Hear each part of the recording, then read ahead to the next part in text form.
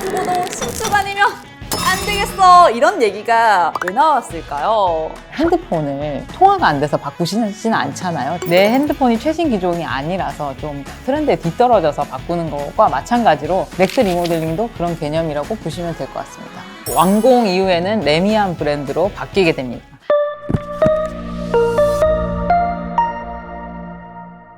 안녕하세요. 네, 반갑습니다. 선물 건축살롱 MC 김경아입니다. 오늘은 한국 아파트에 사는 모두에게 해당될 수 있는 주제죠. 바로 리모델링에 대한 이야기 나눠볼까 합니다. 사실 리모델링이 다 같은 리모델링이 아니라고 합니다. 삼성물산에서 새롭게 만든 넥스트 리모델링, 기존 리모델링 방식과는 완전히 다른 방식이라고 하더라고요. 그래서 오늘은 이걸 기획하고 연구하고 실제로 추진하고 계시는 분들, 그리고 기술적으로 검증해 주실 전문가님까지 모셨습니다. 저는 아주대학교 건축학과 김예윤 교수입니다. 문고은 프로입니다. 이준영 프로입니다. 이기호 프로라고 합니다. 오늘은 넥스트 리모델링이 어떻게 기존 아파트를 새로운 주거단지로 재탄생시키는지 폭풍 질문 드릴 예정인데 모두 다 답변해 주실 거죠? 네. 좋습니다. 자, 첫 번째 주제부터 한번 이야기 나눠볼게요. 얼어두고도 신축 아니면 안 되겠어, 이런 얘기가 왜 나왔을까요? 신축 아파트는 일단 첨단 시스템과 주거 서비스가 적용이 되고요. 넓고 쾌적한 주차장과 첨단 주차 시스템, 시공 서비스도 가능할 정도로 서비스가 제공되고 있는 것도 사실입니다. 핸드폰을 통화가 안 돼서 바꾸시지는 않잖아요, 저희가. 보통 대부분 핸드폰을 바꾸는 이유가 내 핸드폰이 최신 기종이 아니라서 좀 트렌드에 뒤떨어져서 바꾸는 것과 마찬가지로 넥스 리모델링도 그런 개념이라고 보시면 될 것 같습니다. 요즘 재건축에 대한 이슈가 많고 새로운 아파트에 대한 기대감에 막 부풀고 있는데요. 거꾸로 얘기하면 좀 많이 연식이 됐다는 얘기죠. 이거 좀 달라졌으면 좋겠어, 뭐 이런 마음이 진짜 들 때가 있단 말이에요. 서울 내에서는 이제 재건축을 할 수 있는 단지들이 점점 줄어들고 있고 신축에 대한 로망은 점점 커지고 있는 그런 상황인 것 같습니다. 그런데 주변에 증축형 리모델링을 또 하는 아파트들이 굉장히 있더라고요. 이런 단지들도 신축 아파트로 바뀌면서 단지 주거 환경이 굉장히 좋아질 것 같은데요? 예, 맞습니다. 증축형 리모델링을 간단하게 말씀드리자면 기존 아파트 단지가 있는데 일부를 이제 해체를 하게 되고 부족한 주차장이 있을 경우에는 주차장을 더 파서 주차장을 넓히거나 세대의 면적을 늘리는 증축형 리모델링이라고 하는데요. 공사 난이도가 엄청 높고요. 2000년대 이후에 지어진 아파트들 같은 경우에는 생활 환경도 조금 더 낮고 그런 많은 비용을 들여서 공사하기에는 상당히 좀 부담되실 수 있고요. 주거 환경 개선 효과가 크지 않을 수 있을 거라고 생각합니다. 그런데 넥스트 리모델링은 이런 부분들을 완벽하게 또 해결할 수 있다면서요? 리모델링 사업은 규모랑 범위, 수준에서 보면은 수선, 대수선, 그리고 가장 규모와 범위가 큰 중축형 이렇게 나눌 수 있는데요. 삼성물산의 넥스 레미안은 대수선 방식에 해당되는 그런 방식입니다. 넥스트 리모델링은 기존 구조를 최대한 활용하면서 세대와 공용부 전체 마감, 디자인, 성능 모두를 새롭게 만드는 방식입니다. 네, 맞습니다. 디자인도 최신 트렌드에 맞춰서 신축 아파트들에 적용되는 그런 첨단 기술, 이런 모든 기술들을 총망라해서 적용할 수 있는 새로운 방식의 도심 재생 사업 모델이라고 보시면 될 것 같습니다. 조금 더 새로운 개념의 정비 방식이라고 해주셨잖아요. 그래서 넥스트 리모델링이 왜 필요하게 됐는지, 그리고 기존 방식들과는 무엇이 달라졌는지 제가 어떤 것부터 여쭤볼까요 했는데 가장 선배님이실 것 같아요. 저희가 이런 사업을 추진하게 된 배경에 대해서 이해를 하시려면 우리나라 아파트의 역사에 대해서 조금은 좀 설명을 드려야 될 것 같습니다. 단지형 아파트가 처음 공급된 시기는 1962년 마포 아파트부터라고 합니다. 70년대, 80년대에는 공공에서 주도를 해서 대량의 이제 아파트 단지를 공급했던 시기를 1세대, 90년대 민간 주도로 공급하게 된 시기를 2세대라고 하고, 저희 삼성물산과 같이 독자적인 브랜드를 내세워서 차별화된 아파트를 제공했던 시기 2000년대부터를 3세대로 정의를 하고 있습니다. 최근에 지어지는 이제 다양한 서비스라든지 커뮤니티가 적용되어 있는 아파트 단지들을 4세대로 정의할 수 있습니다. 그래서 저희는 2000년대 3세대 아파트에 주목했습니다. 일단 기본적으로 입지도 좋고 뼈대가 훌륭해서 탄탄하다고 볼 수는 있는데 이제 문제는 그 안에 되어 있는 세대 구성이라든지 이런 것들이 트렌드에 조금 떨어진다고 보면 될 것 같고요. 그다음에 안전진단 통과도 어렵습니다. 그래서 기존 리모델링 방식으로는 이런 부분을 해결할 수가 없어서 단지 전체를 뜯어 놓치는 수준의 리모델링을 제안하려고 하고 있고요. 그 솔루션으로 넥스 리모델링을 제안해 드리려고 합니다.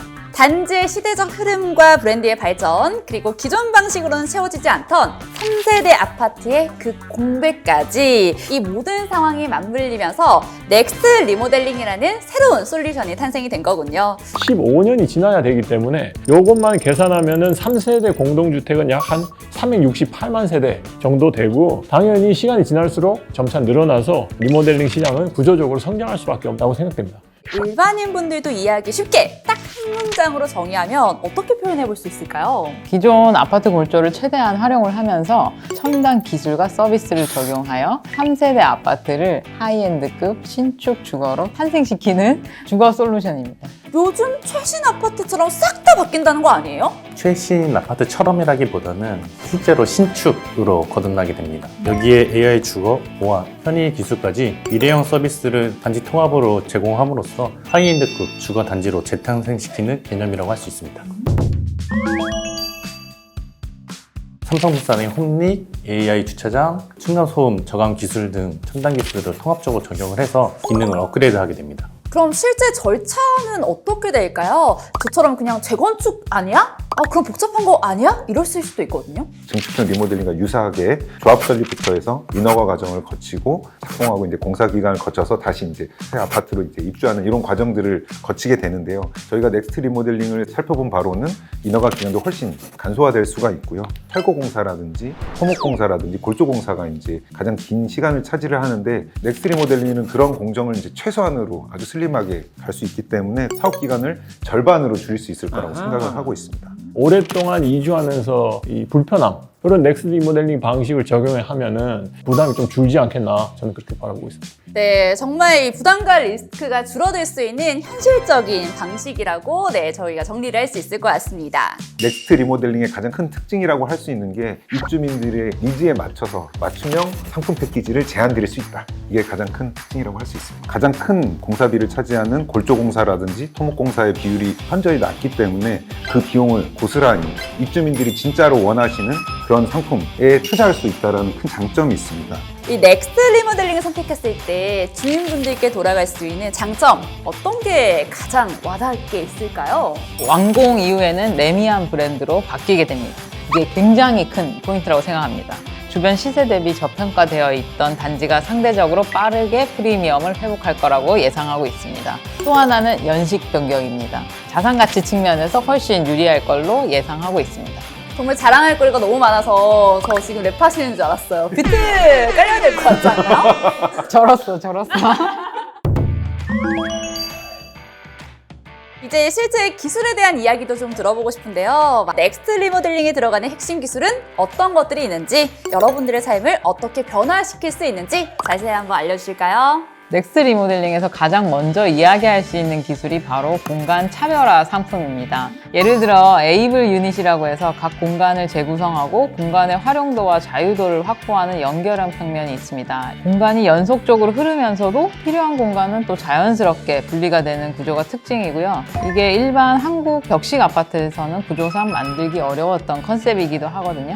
넥스트 리모델링에서는 이 에이블 유닛을 적용하면서 방과 방이라든지 거실과 주방이 자연스럽게 연결되는데 생활 체감상으로 훨씬 좋아지는 게 큰 장점이라고 볼 수 있습니다. 너무 좋겠네요. 이제 그린실드 외장 공법도 중요한 기술 중 하나입니다. 주동 외벽에 외단열을 전면 적용하고 BIPV 태양광 패널을 통해서 전기도 생산하면서 에너지 자립률을 높이는 외장 공법이기도 하고요. 물론 이런 것들은 단순한 인테리어는 절대 할 수가 없다고 보고 있습니다. 넥스트 리모델링을 고려하시는 분들께서 많이 좀 걱정하시고 좀 바라시는 게 세대 면적에 대한 증가입니다. 그런 면적 증가에 대한 요구를 해결해 줄 수 있는 상품이 바로 에드 발코니입니다. 기존의 발코니는 대부분 창으로 막혀 있거나 적극적으로 활용하기 어려우실 수도 있었는데, 이거를 확 트인 개방형 공간으로 설계를 해서 채광이나 통풍, 개방감이 확실히 달라집니다.